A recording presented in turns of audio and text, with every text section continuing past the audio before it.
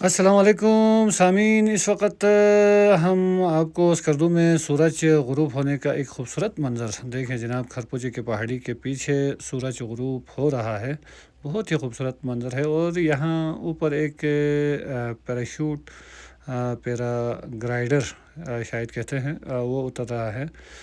پتہ نہیں یہ بندہ کہاں سے آیا ہے، کوئی اوپر پہاڑوں سے نیچے آیا ہے یا کوئی جہاز سے کودا ہے، پتہ نہیں۔ بہت خوبصورت طریقے سے بل کھاتے ہوئے نیچے آ رہے ہیں۔ اور یہ دیکھیں سرمئی شام کے سرمئی اندھیروں میں یوں میرے دل کے خواب جلتے ہیں، اور خوبصورت پیرا گلائڈنگ۔ اور یہ سامنے آپ کو نظر آ رہا ہے خوبصورت انڈس ریور ویو۔ اور یہ دیکھیں جناب ہمارا خوبصورت کھرپوچو آپ کو نظر آ رہا ہے۔ کھرپوچو علی شیر خان انچن اور راجہ بوخا کی نشانی ہے، اپنے آب و تاب کے ساتھ بیٹھا ہوا ہے وہاں پہ۔ کھرپوچو آپ کو نظر آ رہا ہے، اور یہ انڈس ریور بہت ہی خوبصورت۔ اور جب سورج غروب ہوتے ہیں تو سورج کی کرنیں یہاں انڈس ریور پہ پڑتی ہے تو بہت خوبصورت مناظر پیش کر رہا ہے، آپ کو نظر آ رہے ہیں۔ اور یہ ساتھ میں خوبصورت آپ کو حلمرنگا بھی نظر آ رہا ہے، حلمرنگا۔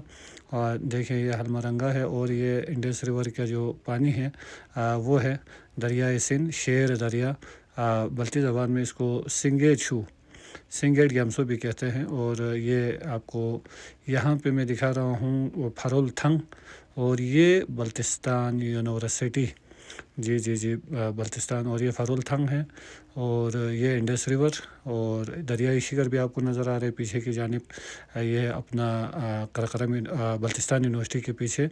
اور یہ ڈسٹرکٹ پارک بنا رہا ہے ابھی اس وقت، اور ڈسٹرکٹ پارک بھی ہم آپ کو دکھا رہا ہے۔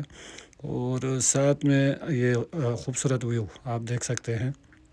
پیراگلائڈر جو کر رہا تھا، پیراشوٹ سے اتر رہا تھا، وہ بندہ کہاں گیا؟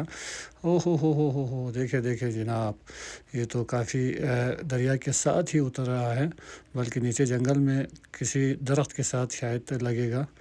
یہ دیکھیں، اور بآسانی وہ نیچے اترنے میں کامیاب ہو چکا ہے۔